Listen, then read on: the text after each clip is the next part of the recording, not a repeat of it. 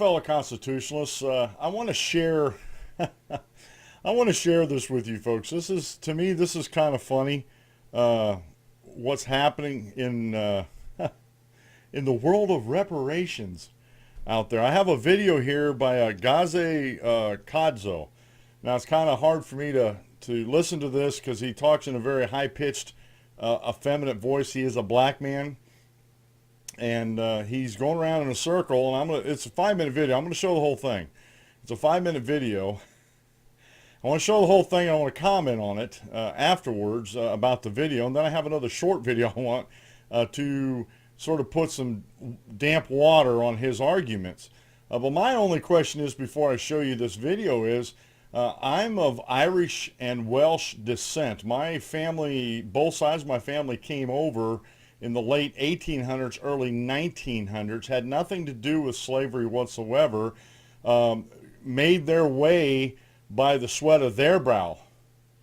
And so I'm just kind of wondering, why do I owe, even though these young people say I do, and I think their premise is erroneous because I'm going to prove that to you with the second video, why do I owe reparations to quote-unquote black descendants of slaves, which I don't know if they can prove or not. Maybe they can, maybe they can't. I don't know.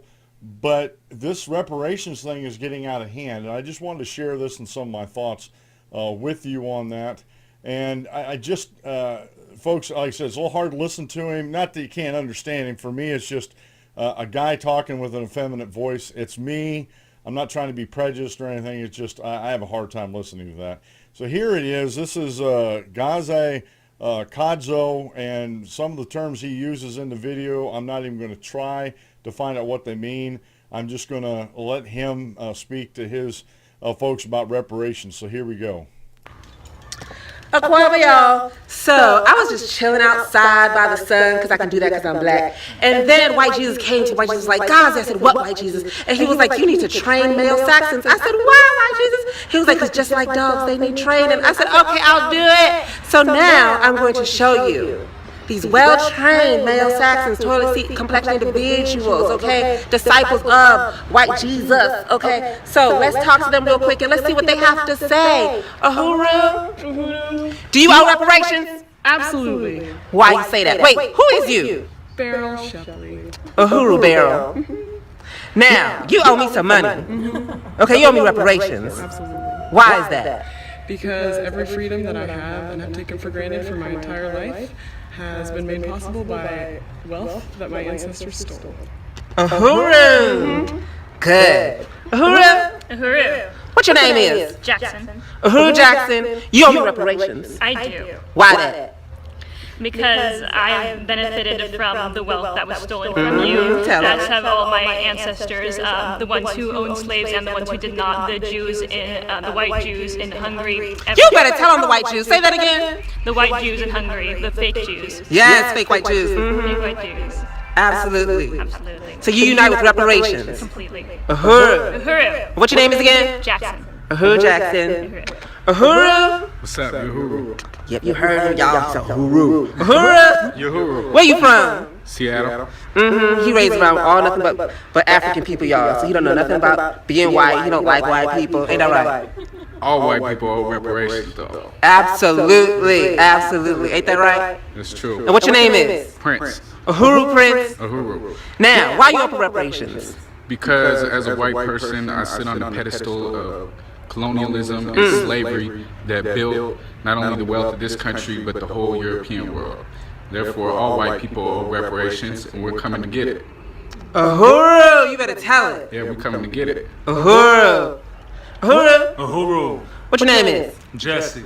Jesse, you owe me reparations. Correct. And I want it. When do I want it? Now. When do I want it? Now. And you gonna get it for me? Yes, indeed. All right. Why you owe reparations? Because every opportunity and amenity I have has been at the expense of my black and brown brothers and sisters around the world. everything in this country is soaked, saturated with the blood of slavery, genocide. Even the times that I've had to scrape for dollars in my life, they still bared the face of the slave master, genocidal maniac. And I know full well that even the homeless white man on the street corner is going to get more head nods and ham sandwiches than the black man across the street. So every white person, no matter how little you got or think you got, you owe money. I owe money. And like my brother Prince said, like my comrade Prince said, if you don't give it, we're gonna come take it. And I've seen Prince take it, all right? We by a church across the street, and Prince ran up on this old white man. What you say up to the old white man coming out the church? I asked if you want to hear the gospel of reparations. Hey! Uhuru? Uhuru. What your name is? Virginia. Uhuru, Virginia. Oh, do I look good in this sun, Virginia? You always look good. Thank you. Now you gotta hurry up because you gotta get out the sun, girl. You ain't got no sunscreen, girl. We gotta save your skin. Hurry up, girl. Hurry up. Okay. You know the sun don't like you, girl. Come on now. Okay, every white person does owe reparations, and that is because we owe that money for the colonial oppression that our ancestors have, done to African people, and it continues to this day right here in the U.S., not just all over the world, but here in the U.S. So all white people, no matter who you are, you do owe reparations. You owe them right now, and you need to pay them right now. Yes. And you can go to uhurusolidarity.org and click on the button that says pay reparations. That's what you need to do. You need to do it now. Uhuru! Uhuru! Say one more thing. Guess you might see them t-shirts real quick. Black power. Uhuru. Hey, just like the chairman says, Chairman who? They might not know. Chairman what Omali Yeshitela, the Yes. African People's Socialist Party and the African Socialist International. A lot of white people will say they don't want to pay reparations because they ain't have nothing to do with slavery. It happened so long ago. But what we have to understand is we are the inheritors of the social wealth that was created by slavery, and African people and other colonized people are the inheritors of the social despair and the social poverty that is the legacy of slavery. Uhuru, and that is the power of African internationalism, turning cave beasts into revolutionaries for African people. Uhuru! Uhuru! Uhuru! Uhuru! So you heard it here. If you are ready, if you are white, male Saxon, okay, totally complexion individual, saltine American, and you are ready to join the revolution, where can you go? You can go to uhurusolidarity.org and click on the red button that says pay reparations. And pay those reparations when? Now! Reparations? Now! Uhuru! Uhuru! All right, folks. That was the video. And I searched and I thought, well, maybe this was a parody. It's a joke. It's not. I'll put the links down in the bottom here to Uhuru, and he has it on the video. But I thought I'd share it with you. I'll put the links to the video and everything down there for you. I still can't believe what I was hearing. And they totally ignore the true total history. I'm not saying there weren't white slave owners, okay? But the South, the slaves were actually in the South. They were building the South. Very few slaves, if any, and I haven't been able to prove or disprove this, built the North, the industrial North. The industrial North was built on free capitalism, free market capitalism, didn't use slave labor to the extent, and I shouldn't even say to the extent, but like what these folks are talking about, like slaves on plantations. And they totally ignore their own history, their own black history. You never hear the African Socialist Congress talk about their own history. And here's just a little glimpse, a little piece of their history, another video here. And we'll put the links to all these videos down here. And just take a listen to this video. And listen to this. Even after slavery became a reality, all blacks in America were not slaves. In fact, how's this for statistics? Over 10,000 free blacks lived in New Orleans, Louisiana. And of those 10,000 blacks who lived in New Orleans, Louisiana, over 3,000 of them owned over 12,000 black slaves. Now these slave owners, of course, were mostly quadroons, octoroons, and very light-skinned Negroes, which brings up a very interesting question. When you talk about reparations, I got a question for you. Do light-skinned Negroes owe reparations to dark-skinned Negroes for slavery? He was apprenticed as a barber, which was common in that time for slaves, and he was the largest African-American slave owner in his time.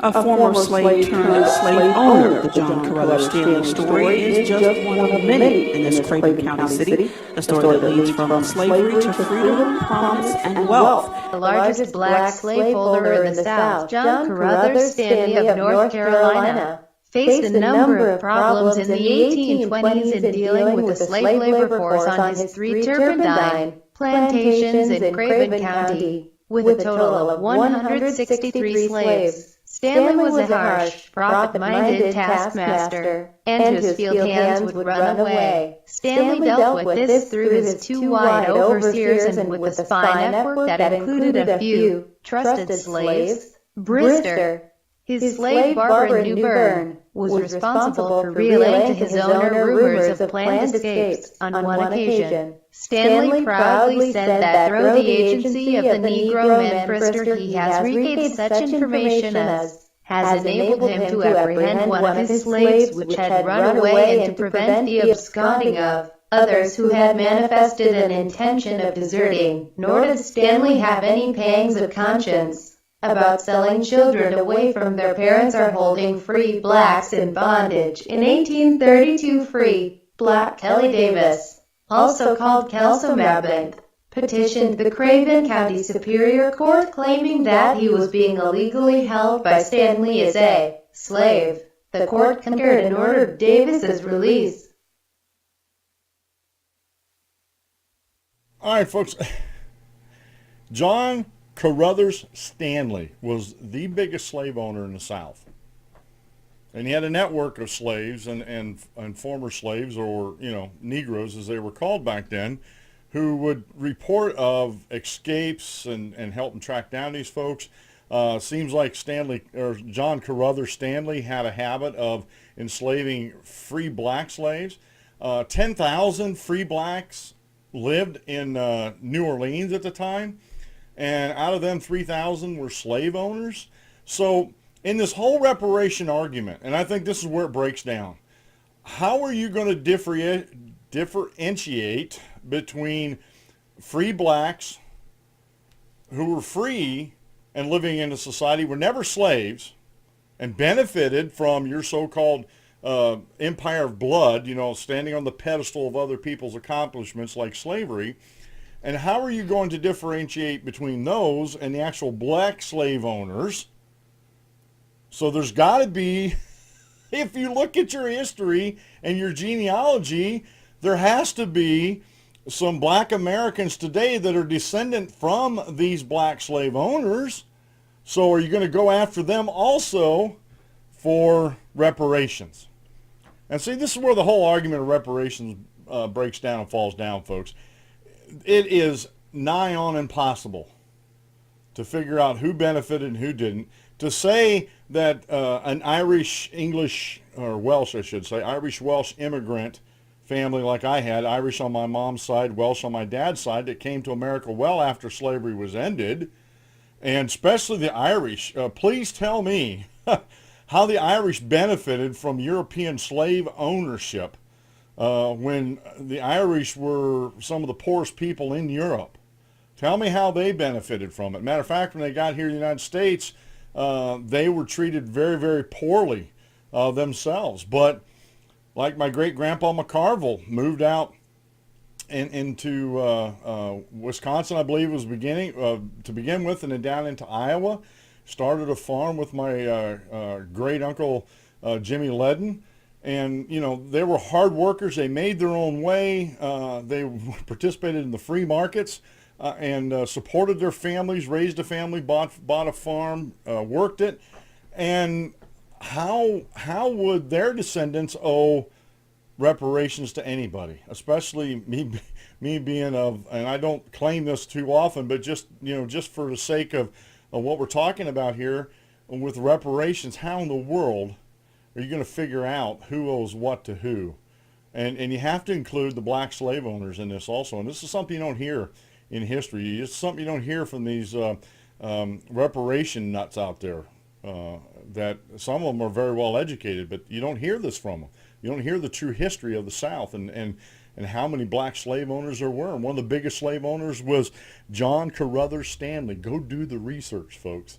these are just some of my thoughts on reparations, folks. And folks, the longer I live, the weirder it gets out there. It really does. Have a great rest of the day, and God bless, folks.